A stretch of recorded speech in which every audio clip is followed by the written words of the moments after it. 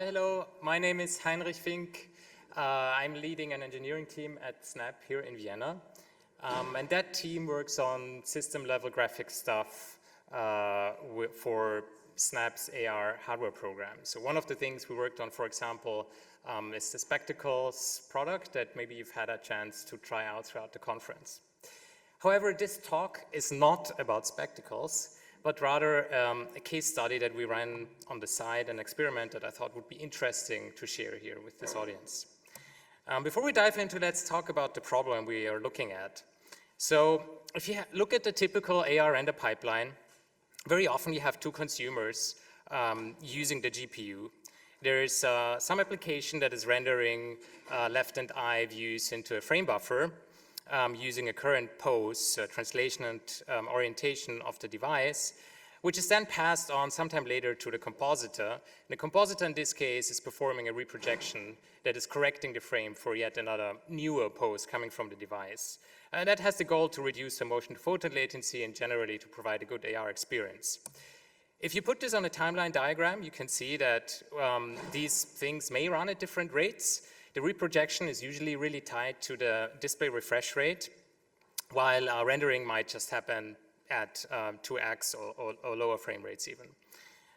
So here's a short video where I'm filming through a see-through AR device, and you can see there's like a little bit of background which is on the wall. There's an image target on the wall. So this is all the real content and some scribbling around it. And then there is a grid, which is the virtual content, tracking the marker. So you can see as I'm filming through it, I'm moving basically my head and filming through the device. And you can see the augmentation is like nicely tracked, and that's what we call word locked. So the augmentation is perceived as really being attached to the world around you. Now let's look at this part here. So if we look at what actually happens on the GPU, you might have already a rendering operation running, and because the compositor is time sensitive and somewhat asynchronously tied to the vsync, it might already be running the rendering operation, but then you need to switch to the reprojection workload. So you submit the reprojection workload closely to the vsync, and the GPU has to stop what it's currently doing, switch over to the more important workload, run it, be done with it, and switch back. And that usually comes at a cost. In this case, you can see reprojection runs a little bit later. It's fine. We still meet the deadline. Everything is OK. Unfortunately, the preemption delay is also depending on the content and what is actually currently running on the GPU. So, and very often you don't control the rendered content which is running on the device. So what could also happen is that you have some excessive GPU preemption delays, and we're going to run way later than we expected, and we're going to miss the next vsync. And there's various ways how a dropped frame could be handled here, but very often what happens with display controllers is that they just repeat the last frame, which is not something you really want to have in an AR device.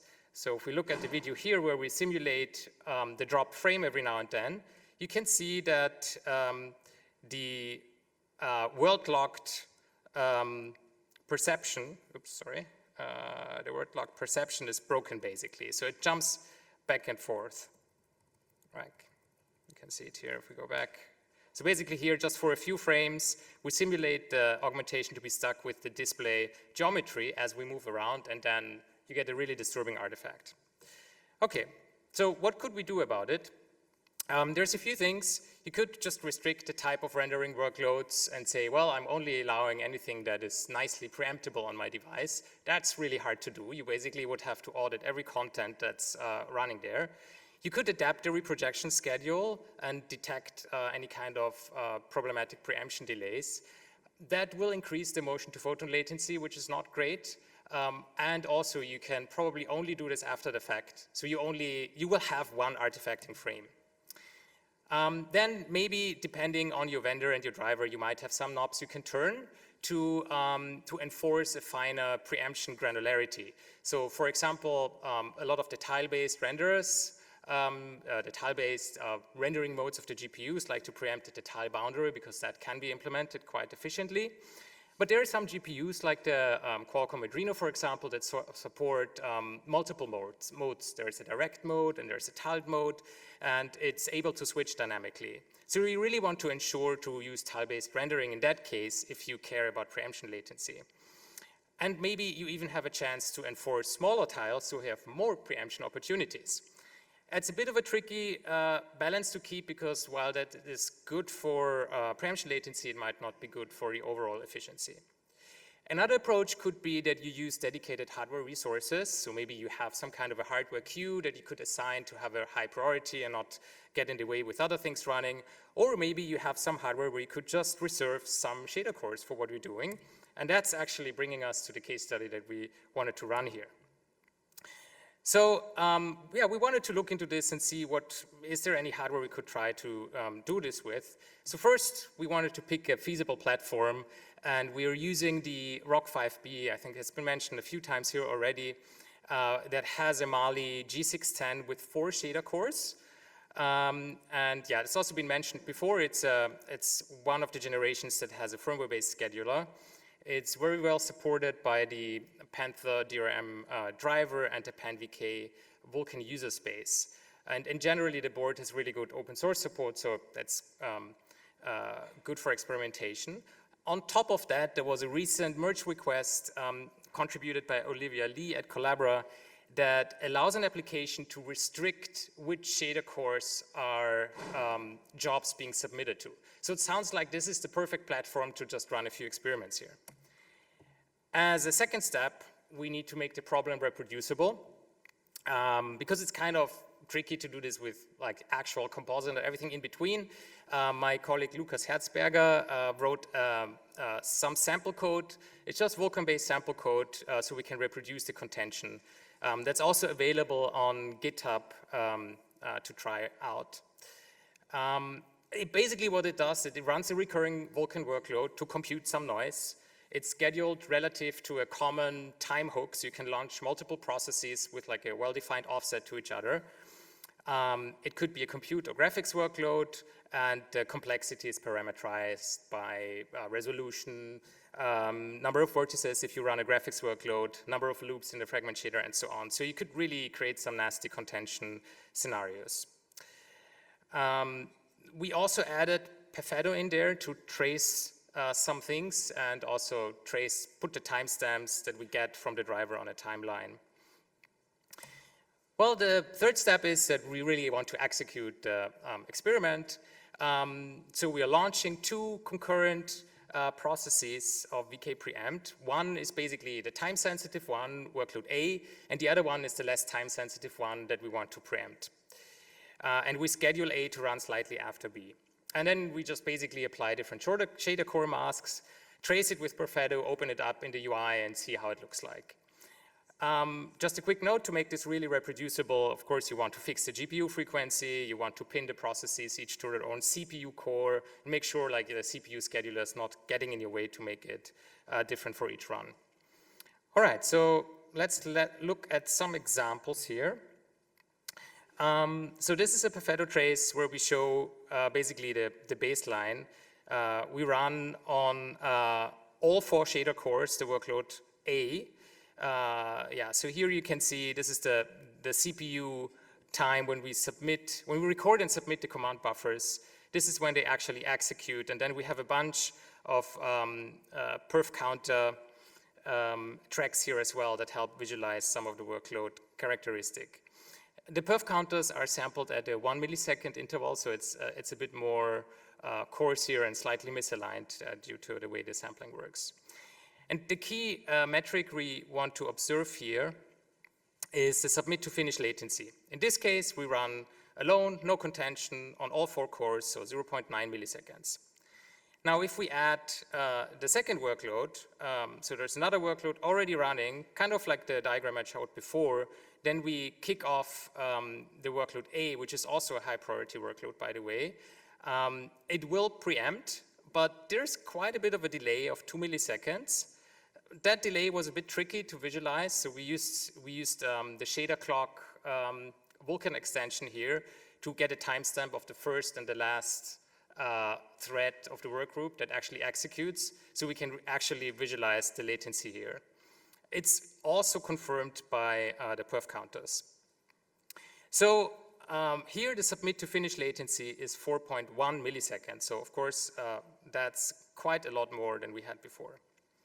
All right, now we're going to apply the shader core masks. In this case, process A is just running on a single shader core. There's no contention. We can see here in the perf counters that only, these are, by the way, the per core activity counters coming from the Mali. So we can see that only core 0 is occupied. The other 3 ones are not doing anything. So basically, we just slowed everything down by a factor of 4. It takes longer now than running on all 4 cores. The submit to finish latency is 2.6.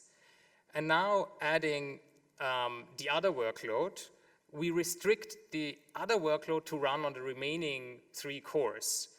And what we can see is it actually doesn't cause any preemption delay anymore. So the preemption delay is gone. So basically running alone on core 0 for A is the same as running with the other things on the remaining 3 cores.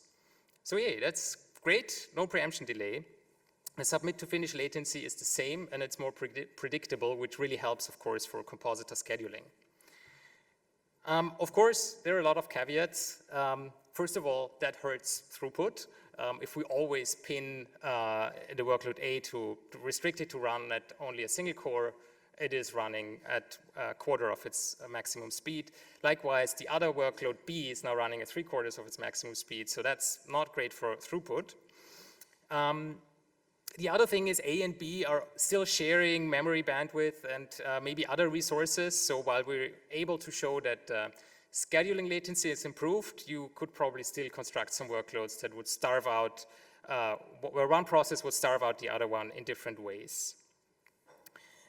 I think overall, it's great to see that this works in practice, but I think it would also be really interesting to look at more bandwidth-related issues or metrics and also power issues. So for example, if the quiescent core is really using significantly low power when it's not being used, that might be an interesting trade-off to make. There were a bunch of technical problems when we were running this experiment and things that we figured out. First of all, compute and graphics workloads overlap nicely with each other, but once we have compute against compute and graphics against graphics, they will stall each other. I don't think there should be really a reason for that. So I'm wondering if that might be a limitation of how the queues are implemented in PanVK. And yeah, it would be really great to discuss it maybe during the conference or try something out. We also noticed with some of the compute workloads, which is currently on Mesa main, that we see some rogue fragment workloads popping up whenever we submit it. We were able to work around this by reverting one of the more recent commits that was touching some of the stuff in PanVK. So that's maybe another thing to look at. Because really, if you schedule the compute-only job, you probably don't expect a fragment workload. That's less of a technical problem than just the current limitation of the implementation. We can only apply the shader core mask for each process via DRI-conf. Maybe it would be interesting to have a small Vulkan extension that we could do this at runtime, where it would make sense. Perf counters are still work in progress, so we were using some work in progress branches from Olivia and Adrian from Collabra. There is another MR in Mesa for the Mali perf counter work currently, but I don't think that has the per core counters, which were really useful in that experiment. So it would be great, maybe we could look into adding that there too. And then one of the last problems we had is that using this shader clock for visualizing the latency, the device scope query was kind of broken. So it might require a few small fixes to make it work. And thanks to Ashley at Collabra, she helped us out there to get it working. So I think there should be a proper fix to be discussed and proposed really soon. All right, yeah, in summary, that brings me to the end. AR compositors really have a need to run high priority workloads at a strict deadline. we ran a quick case study to avoid some GPU level contention you usually have with these use cases, to reserve some shader cores. Yeah, it was, I think the results are quite interesting. I think there's something, there's definitely something in it, but I would say it would need more work and more understanding to really see if that is practical or not. All right. Also, we are hiring. But yeah, that brings me to the end of my talk. I'm not sure if we have time for questions. 5? Yes. Okay, I was a bit fast. But yeah, if there are any questions?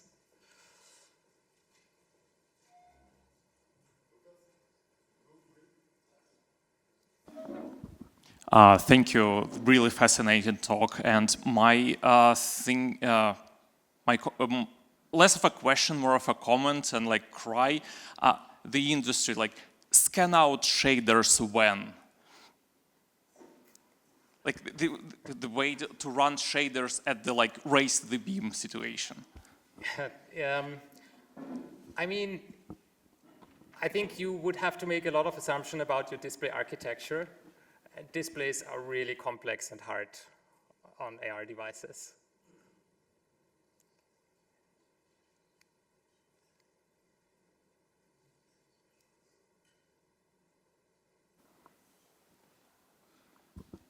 It's really a nice trick that hardware supports this separation per core.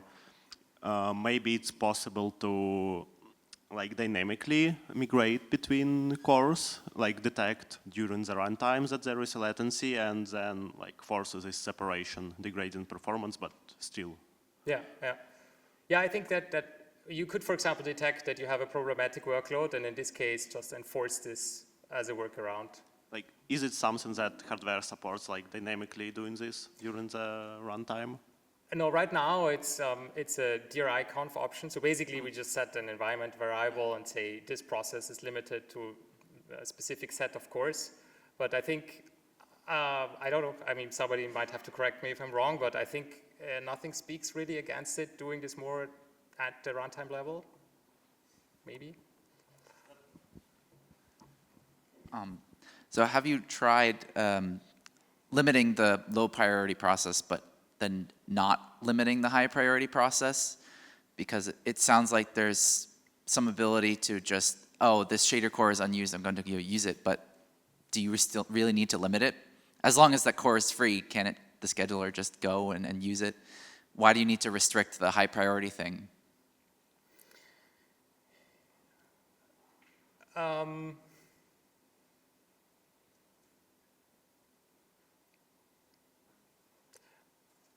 That's a good question. I don't think we tried it, but I'm also not sure if the firmware scheduler would be smart enough to really use that automatically.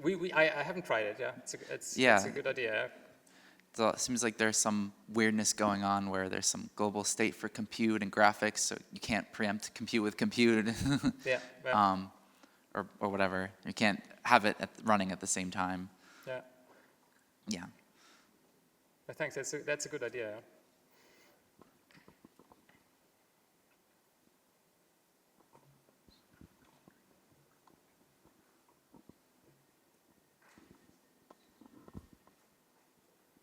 All right. Well, thanks a lot.